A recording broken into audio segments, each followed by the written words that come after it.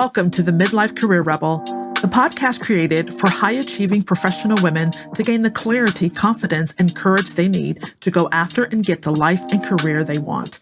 I'm your host, Dr. Carol Parker Walsh, lawyer, social scientist, brand strategist, executive coach, entrepreneur, and midlife career rebel. Each week, you'll learn strategies to manage your mind, navigate the challenges of midlife, and take control of your career so you can thrive doing the work you love.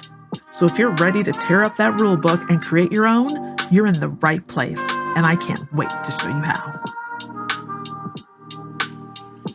Hey, rebels. This is Dr. Carol Parker Walsh bringing you an exciting episode.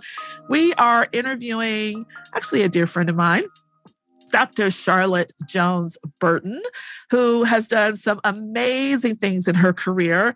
And I'm excited this season to not just talk about the things that help you become a strong, powerful woman in midlife in your career and making those choices that you need to make, but actually bringing women on who have made some of those powerful decisions at midlife, who have charted their own course and set their own path and been able to step into new realizations of things that they want to do in their lives and career. So I'm excited that Charlotte is here today to talk a little bit about her own journey. So let's get started. Charlotte, I would love for you just to quickly introduce yourself and let the people know who you are and all the amazing things about you that I already know that other people should know as well.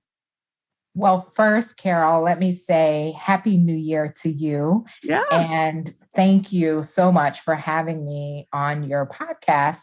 I'm looking forward to our conversation and hope that some of the words that I may say today will resonate with your listeners. As you mentioned, my name is Dr. Charlotte Jones-Burton.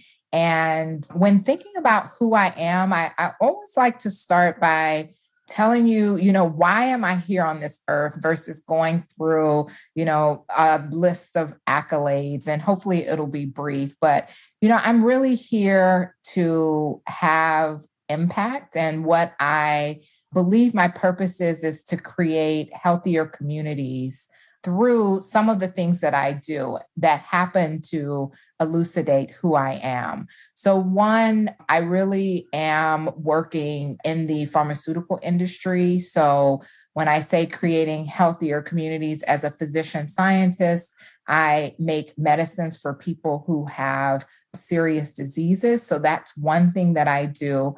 The other thing is advocating for patients, which as a physician, that will not shock anyone. And then the last thing that I do, and I'm sure we're going to spend a lot of time talking about this because I believe that there is no one person that does anything by themselves, is I empower people and engage people to live their best lives and have the impact that they would like to have.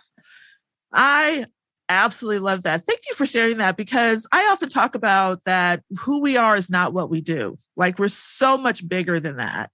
And when we know who we are, when we know what our purpose is, when we lean into what matters to us and the impact that we want to make in the world, that the possibilities of what you can do become endless. Right? That they just expand beyond the parameters of just one job title or one job or even one career. And so I love that description. And I think that is brilliant, that knowing who you are and what you want to do in the world, really guides you. So in line with that, I know you have your quote unquote day job that you do as a physician, as a scientist, a researcher who is changing the lives in the pharmaceutical industry with the work that you're doing there. But I also know that you founded an amazing organization called Women of Color in Pharma, or WOSUP, that is affectionately called. And I would love to hear about that, because it started off, I remember just, full disclosure, Charlotte and I have known each other for a while, and we're in Paris talking about this idea that she had. And it was a beautiful idea and something that was passionate for her that has just really expanded into something absolutely amazing. And I would love to hear your side of your story about, where WOSUP came from and how you started it and what was your vision and where it was and where it is now. Yeah, thank you for that. And that was an amazing trip that we had in Yes. Paris. So I still remember it fondly. So WOSUP, as you mentioned, Women of Color in Pharma, is a nonprofit organization that I created with the intent of empowering women of color like myself who are in the pharmaceutical industry to really take control and be the CEO of their lives, to seek their own personal and professional development so they could have that impact that I talked about as I was telling you, your audience, a little bit about myself. And why would I want to do that? Well, I have this vision that in order for us to transform the industry, and really this industry is focused on, as I've mentioned, creating, medicines and vaccines. We are in the midst of a pandemic, diagnostics for patients who have serious diseases. It really is for all patients. So how do we ensure that we transform our industry so that all patients, including Black and Brown people globally, can have access to things that will impact health outcomes? And so, as I mentioned, it's not something that one person can do alone. And so WOSUP is what I created so that I'm not the only one working on this vision that I have. I love that. And so you had this idea, you had this vision, and how did you take it from just a thought and idea into what it is today? Well, the first thing that I'll say is I never imagined what we have today in terms of the organization would be what it was. I'm a big thinker, I'm visionary. So I really just said, hey, this is what I think we need to do in order for me to reproduce other people who are mission driven like myself, and we need to come together. There was a problem that I was trying to solve because when I came into the industry, I felt like I was an outsider looking in. And I really sat for 2-3 years, really not understanding and not having impact. And so time was wasted. And so I wanted to make sure that someone else like myself who came into the industry would not have that experience. And so that's a smaller part of the complicated puzzle that I wanted to solve. And that's where I started. So I started with something very simple. I had a vision, as I've articulated, but I started simple, trying to solve a problem. It was an everyday problem. And that was a magnet for other people to join because they said, hey, look, I have that same problem. And if I come together in community with other people who are like me, that will help me. And that really is the beginning of the journey, and it has blossomed into what we have today. So how old is WOSUP now? So WOSUP is, technically we started in my family room in 2015. So that is... Like how many women? There were about 25 of us. Okay. My family room's not that large. Yeah. So we started in my family room in March of 2015, and we had our first annual conference in 2017. And fast forward, we just had our 5th annual conference in November of 2021. So 25 women in a living room. And at your last conference, how many women? What's the membership now and the attendance now? Yeah, so the organization, we have over 9,000 in our network. We have 900 paid members, 30 corporate sponsors.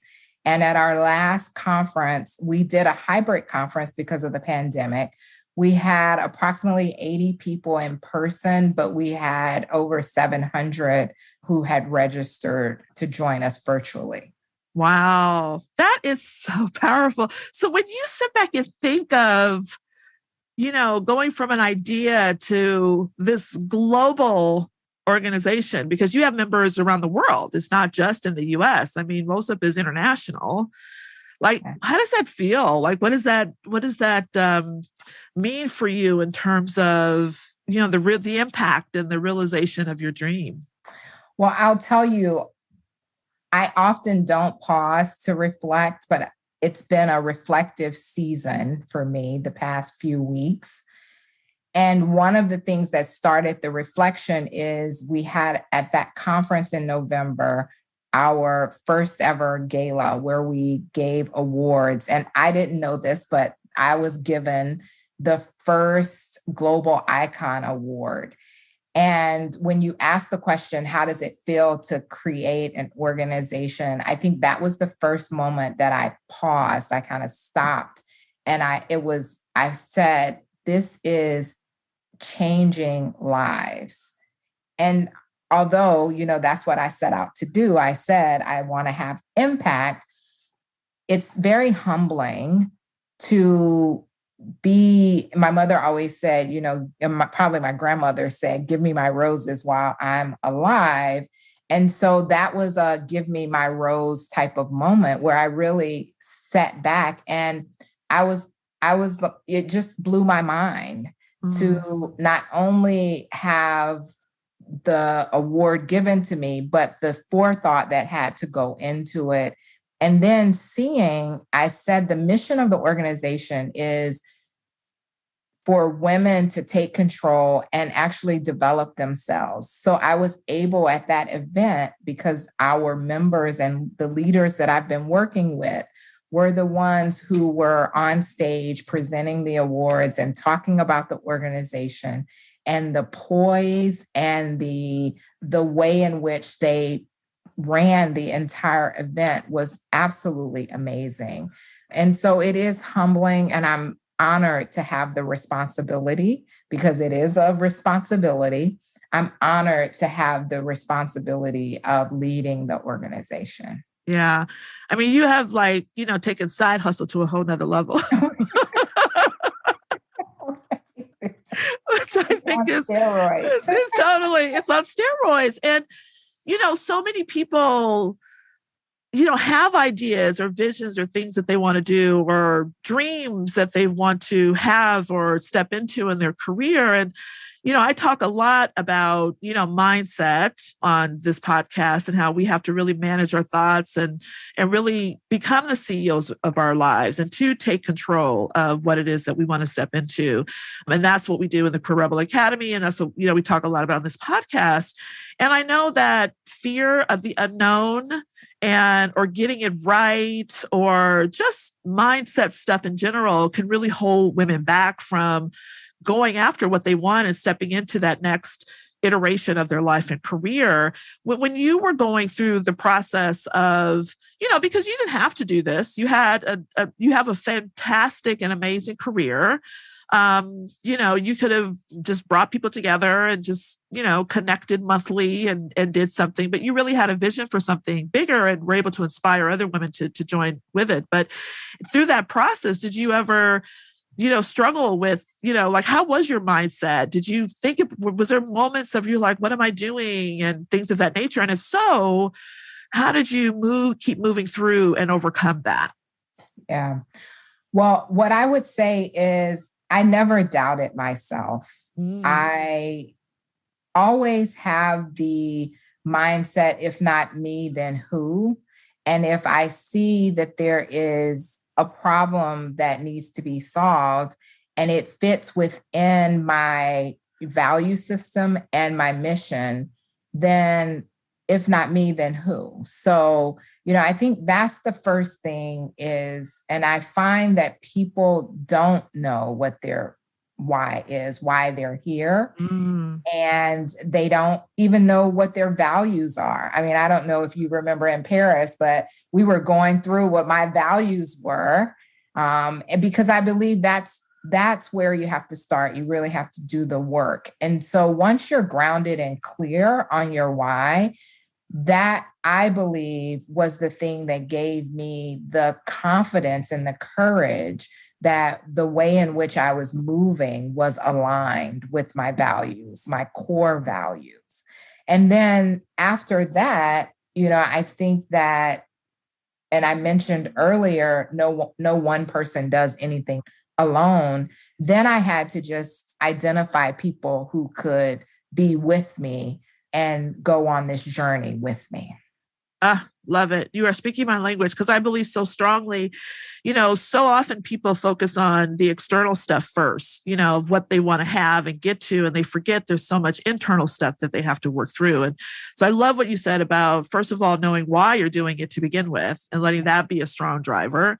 And then really making sure that it was value alignment in terms of what you do. Because, I always talk about, it's not about balance, it's really about alignment. What you do, your career alignment, life alignment, because it's just one part of the whole ecosystem of you. And so it's important to have that connection, but also not doing it alone. Community is so powerful, and we could go so much further together than try to go it alone. So, what do you think is some of the biggest challenges that women have around going after that, around taking that time to, get their why, to understand, their value alignment? Like, so many people just go through, and like I said, they focus on the external, or they're just on autopilot, and they just don't stop and do that work, that, we had the luxury to do together in such an amazing place in the world. But what do you think are some of the biggest challenges around women doing that and stopping to answer those questions for themselves? Yeah, I think that, one of the biggest challenges is women want to help others, and they're nurturers to the extent of really, killing themselves and not, as you mentioned, pausing to work on self. And I do think that that's a part, working on self, doing the internal work, really being reflective and coming up with, what would make you happy. I think that is the biggest thing that I see people don't do. They don't want to sit with themselves. And when I did it, there was some ugly stuff that came up, and you have to work through that. So I think that that's the big thing. The other thing that I see is I see a lot of fear, and I believe that comes from a need or a desire, or maybe it's even a society that has said, as women, you have to be a certain way, subconsciously. You have to be better than, you have to be perfect. And I think, and there's data, this has been studied in terms of women, that by the time we get to, 12, 13, and you compare girls to boys at that point, you begin to see the confidence has suffered. Whereas in earlier years, you don't see that. And so I think there's a societal component.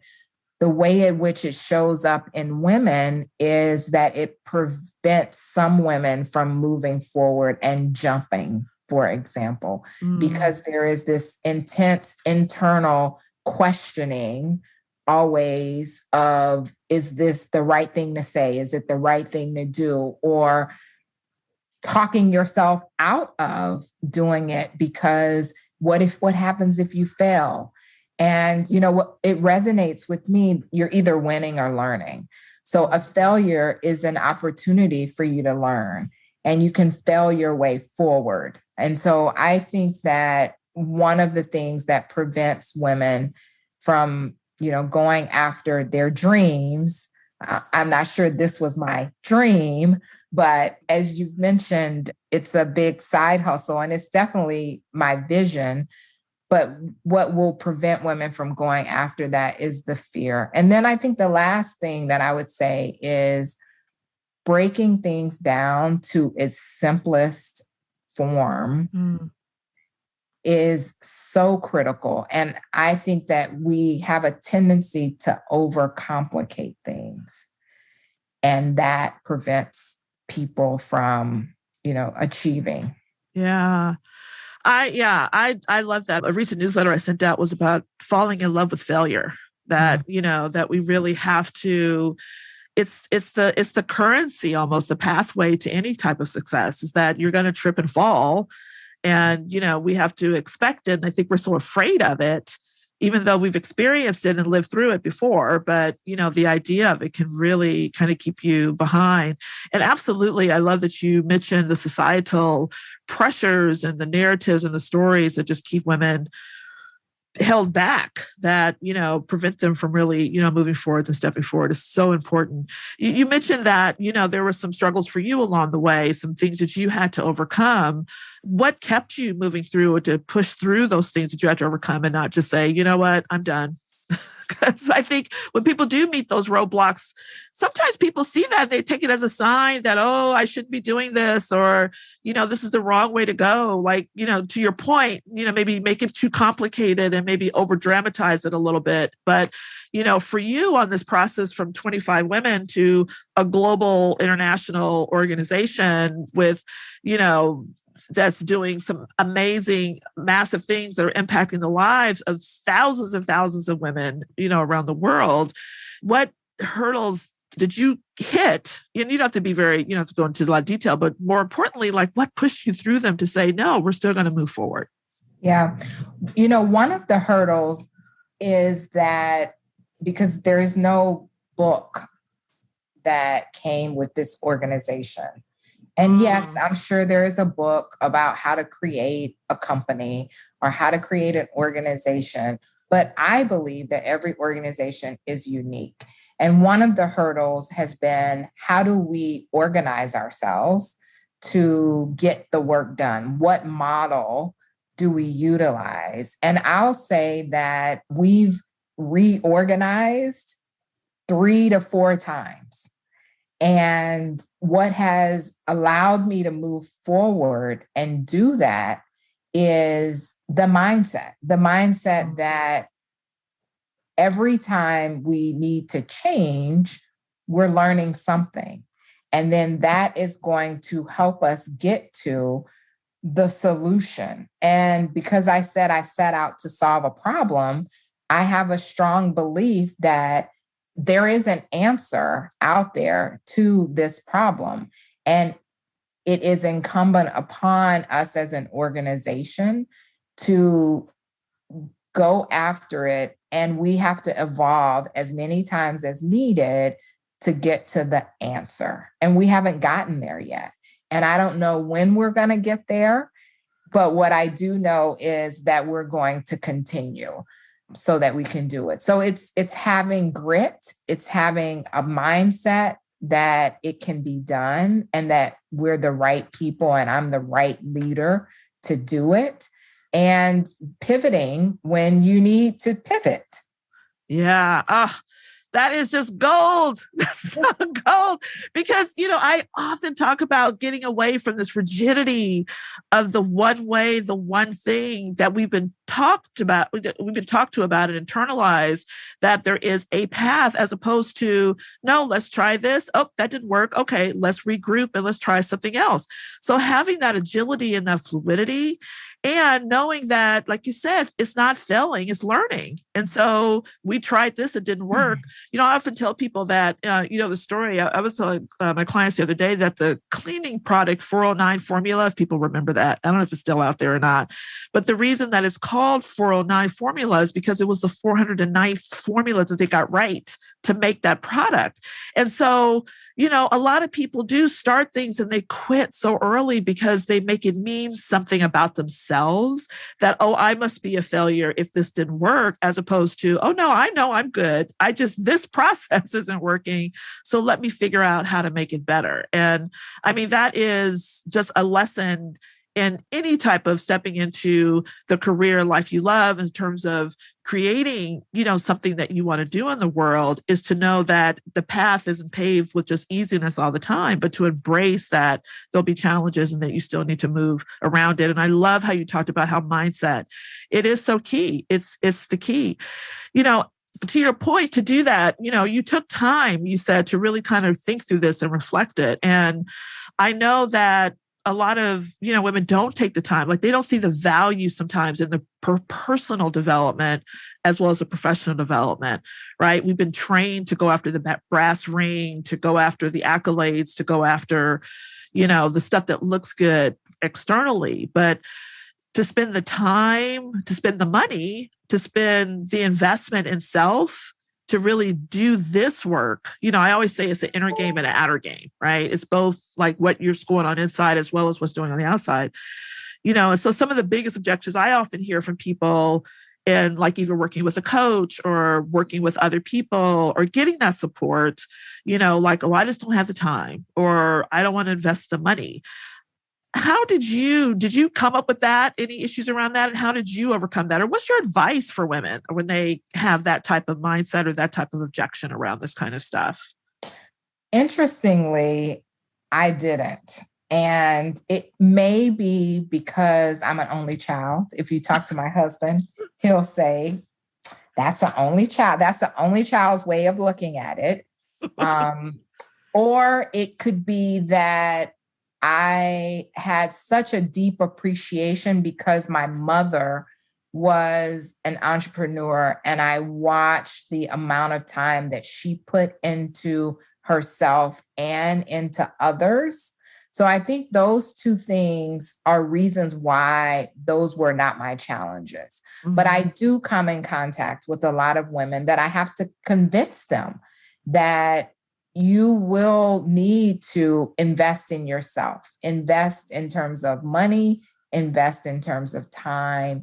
And it's really hard for women to do that. But that is a value of WOSUP, self-investment. It's like at the top of the list because I have encountered it with people so much. And, when we're on the airplane, they say, in the event of an emergency and the airbag falls down, put it on yourself first, and then, someone else who may need it, who's with you.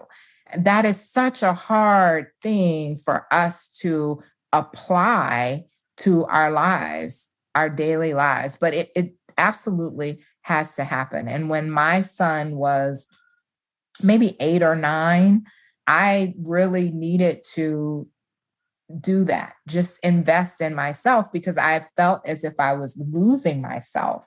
And so I do try to impart on women that it's so important to invest in yourself. Yeah. So for women what advice would you give to them if they're sitting on the fence about, putting themselves first, their careers first, to invest in themselves, to help move them forward in what it is that they see that they want to have in their life and career? What would you say to them to help kick them off the fence and get into gear? It's really simple. The first thing I would do is I would say, it's okay for you to want to do this. And in fact, you need to do it, but it's okay. So it's that permission that I do think that sometimes as women we need. Yeah. And the second thing I would say is just do it. I mean, it sounds so cliche, but it really is. You're going to do it sometime. You're either going to do it now or you're going to do it in 5 or 10 years when you look up and you still don't have what it is you desire because you didn't do the work. And so you're going to spend the next 5 years or 10 years not having it when you can spend the next 5 or 10 years going after it. So just do it. That is fabulous. Yeah, I think for powerful, high achieving, smart women, like we've normalized this idea that asking for help, getting support, taking care of ourselves is like a sign of weakness or something, that we're supposed to be too strong to do this self-care work. And we have to shift, I think, that conversation and not normalize not getting help, but normalize self-care, self-preservation, prioritizing self, and doing it. Because you're right, you can do it today or you can do it tomorrow, but how much better would it be to do it today and not deal with all the suffering that you have to go through for the next few years because, you have it in your head that you're strong enough to take care of it by yourself. So I absolutely love that.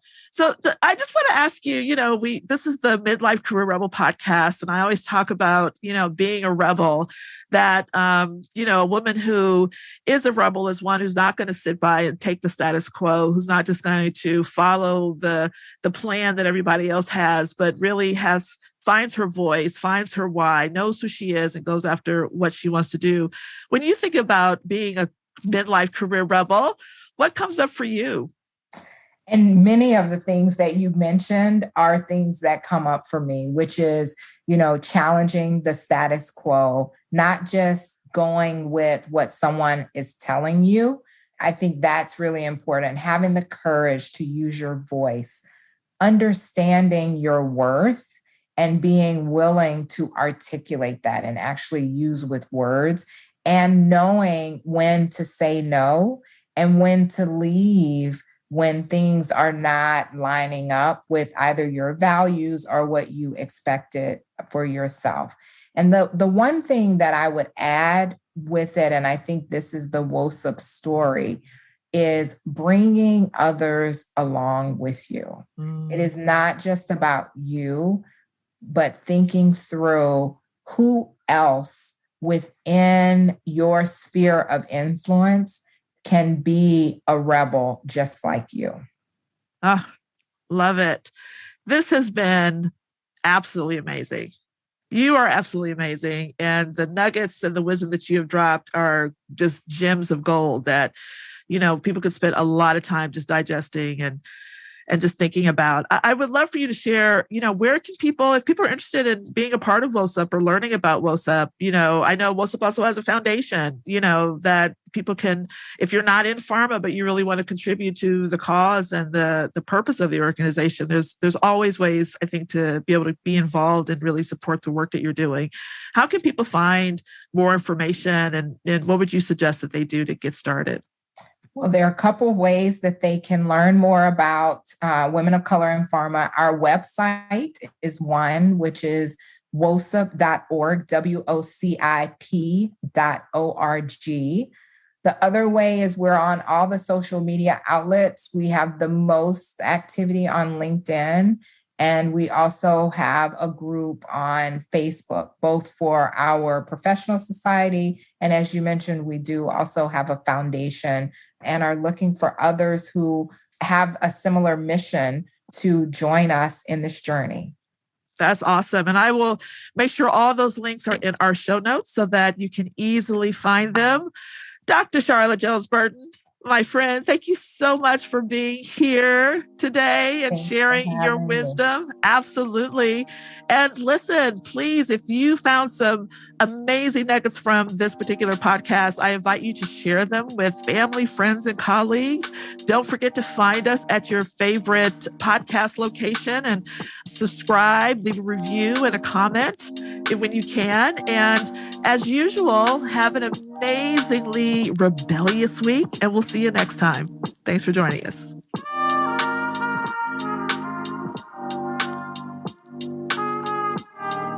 Hey, if you're loving what you're learning on the podcast, then you've got to come check out the Career Rebel Academy. It's where you'll get the individual help and support you need applying the concepts and strategies you're learning here and so much more. You'll be joined by a community of other rebels just like you, and I'll be there as your guide every step of the way. If you're genuinely looking to change the course of your life and career, I promise you, this is the place you'll want to be. Just go to www.carolparkerwalsh.com/career-rebel-academy. I can't wait to see you there.